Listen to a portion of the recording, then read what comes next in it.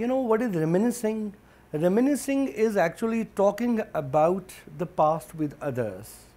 I mean, and reminiscing is also a private act and as well as a public act. It is reminiscing is from one person's standpoint, as we just heard a speaker reminiscing through her life. But reminiscing is also a public act because it involves others, right? And you will not be surprised to know that Sigmund Freud, he would, strike up a conversation with his patients by asking them to reminiscence through through their life. Sorry, I have to. It's not working. Yeah. Asking this deceptively simple question, who am I? And from there on, as the patient will reminisce through the life, the entire psychological complex of that person, the personality trait will unfold. I think I'm struggling with this, it's not moving. I'll continue my conversation with you that when I was invited to speak today, I was just thinking, I mean, incidentally, I'm turning 50 next year, and doesn't make me any wiser, but it does grant me the privilege to speak anecdotally. I've lived a bit of life that I wanted to share with you. It's not still working. But in any case, one of the ways that I think we need to understand, I have to keep flipping, or can you flip it for me? Yes, please. I will leave it here. Can you just run through all these slides? You know, as one of your faculty members would understand, I mean, I've spent a life at Cadet College Hassan Abdal, which really, I would say, which would prize your physical strength over your intellectual prowess. I mean, you have to be a very strong and good in sports. So I suffered miserably in my, in my school days, so to say.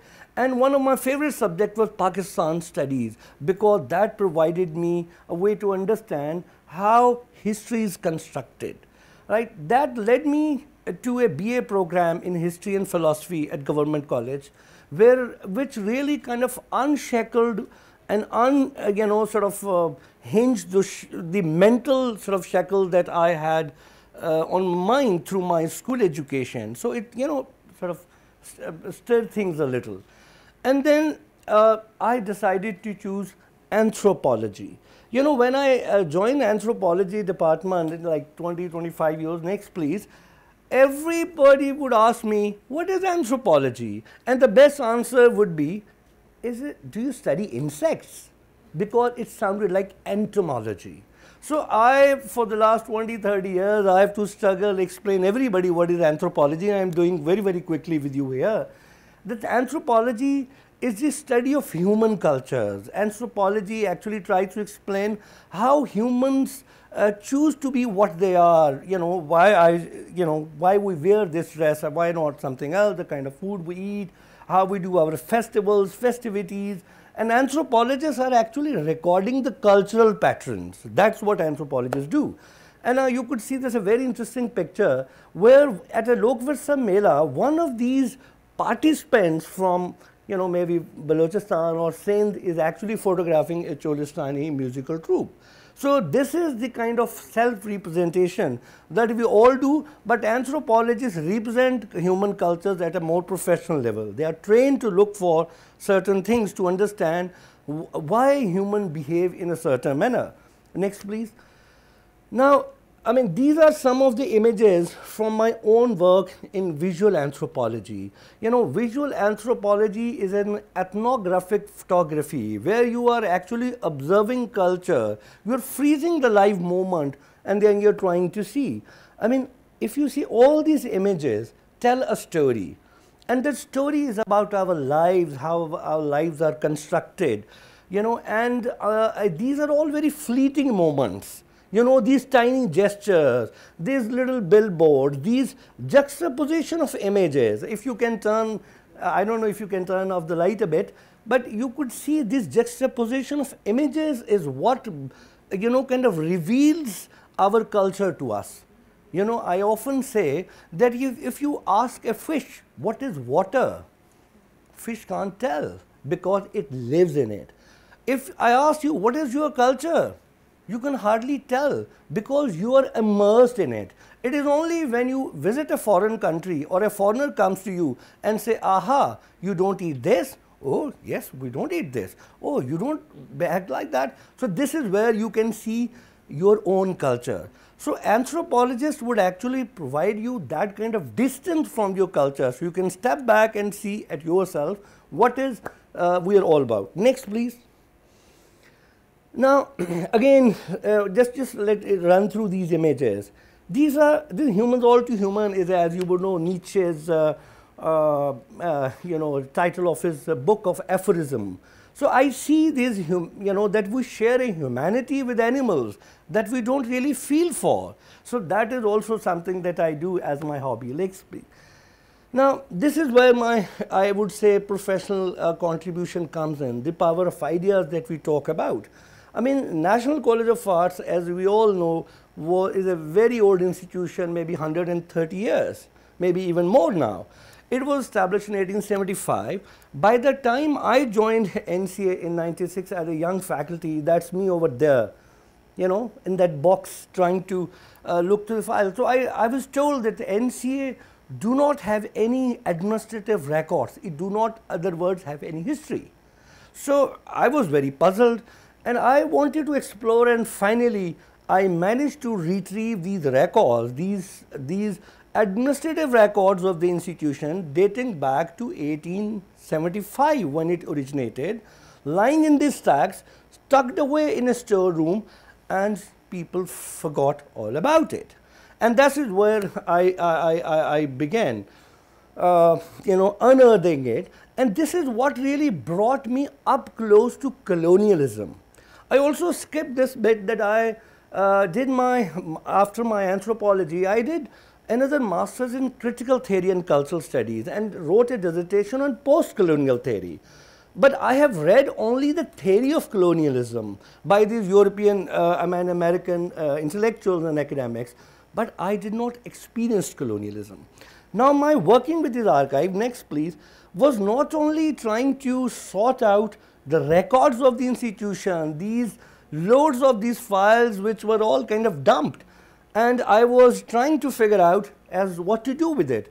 That process led me to do my PhD from University of New South Wales, and I actually wrote the history of the NCA. So as I was, sorting out those files, straightening out the records, getting these images, this is a very long story.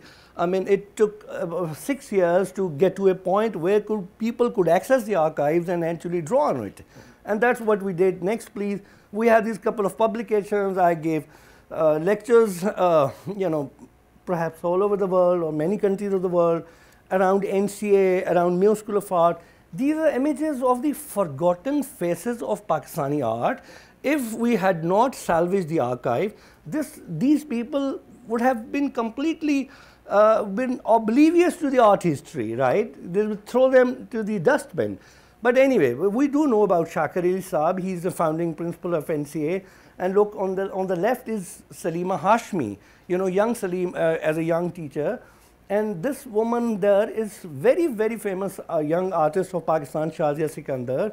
These are the letters from Chughtai, when he was presenting his Murakka Chughtai to one of these guys. So what I'm saying is, all these letters and photographs, they actually make up the stuff of the art history. They are the primary archive. And people need to draw on this archive to know about their visual past. Next, please.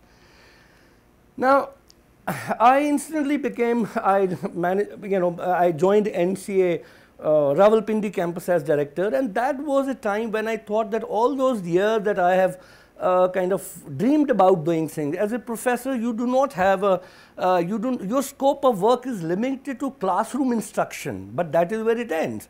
But as an administrative head, I could do things that probably will shift the policy, so to say. That was the intent. So as we all understand that this particular cafe at NCA had a short-lived, because as all good things come to an end very, very quickly, and so will this talk. So what we did was that we provided them a platform for earning a decent living, but at the same time they earned the confidence.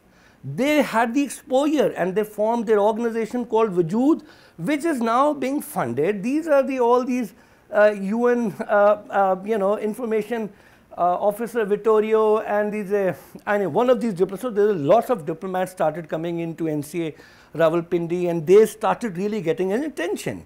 You will not you will not be able to appreciate the change that took place in the lives of these individuals had you not known them before. I mean, it completely changed the landscape, at least for a handful of people. And they have their own organization. Then they got involved in the legislation for the transgender rights. And we had this Transgender Rights Act being passed, and your next speaker will actually probably dwell on it more.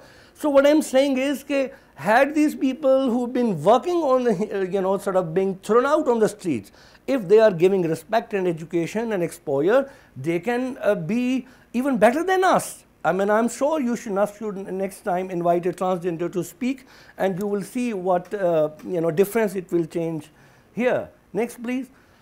Now, I'm just kind of running through it very, very fast. I mean, now this attempt at heritage conservation. Rawalpindi has never been on the map. It has always been considered as, as a small town, as a garrison town, but nobody realized that Rawalpindi has a prehistory. Gajnipur, this is where the whole civilization, evolved, the Son Valley and the Gandhara extension and so on. So there's a lot of history that was buried under the ignorance, if you like, of people like us. Because I lived like 20 years in Lahore and loved the architecture and worked for it and so on, and shared this ignorance about Rawalpindi, until the day I actually came up close to working here and then realized that there is so much to offer. So Pakistan has a huge built heritage, which is actually, not being protected because we do not have trained architects to do it. These modern architects do not have understanding of traditional techniques, building material and so on and so forth. So they left it to rust. Now what is happening is we eventually managed to strike up a partnership with Boston Architectural College, which actually had an exchange program, and we selected a site in Rawalpindi called Sujan Singh Haveli, established in the 1890s by mighty Sujan Singh. His picture is there, and started working there. Again, this particular initiative did not see the light of the day.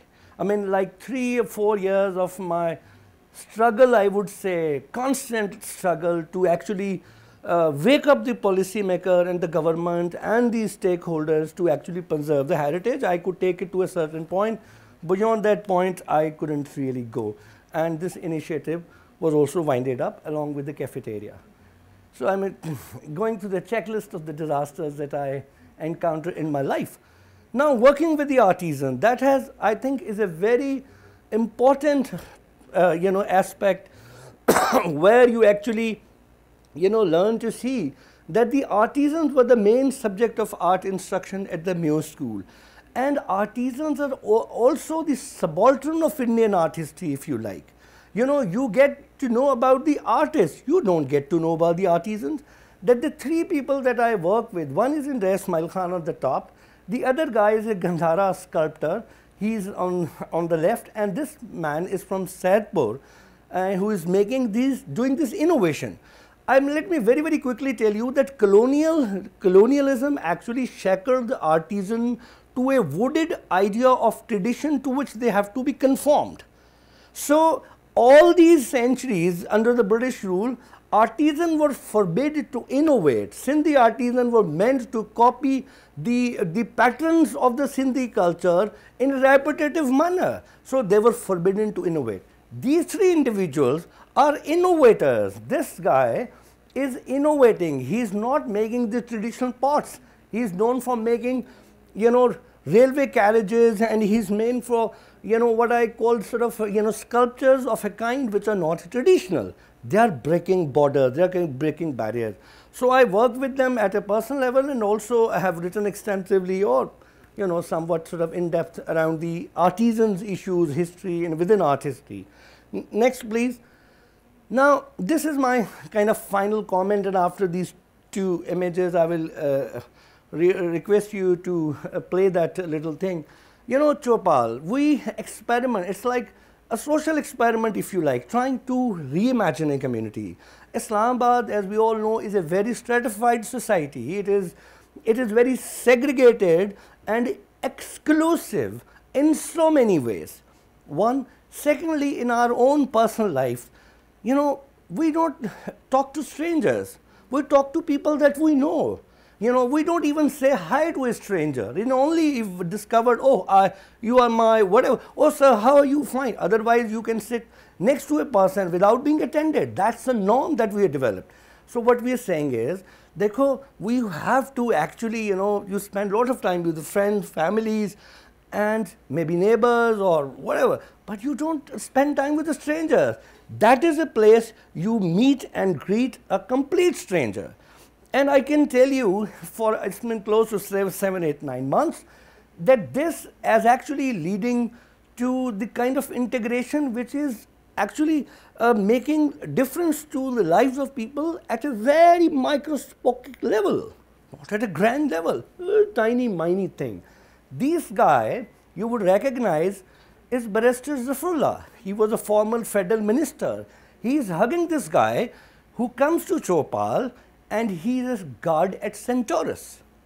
That is the kind of community that we want to imagine for the future. We don't want, you know, we need to break the class barriers, we need to break the caste barriers. This was an open amphitheater there that we found, and then we populated it with these activities, and you will see in a little video that will actually tell you a bit more about. Next, please. Next, please.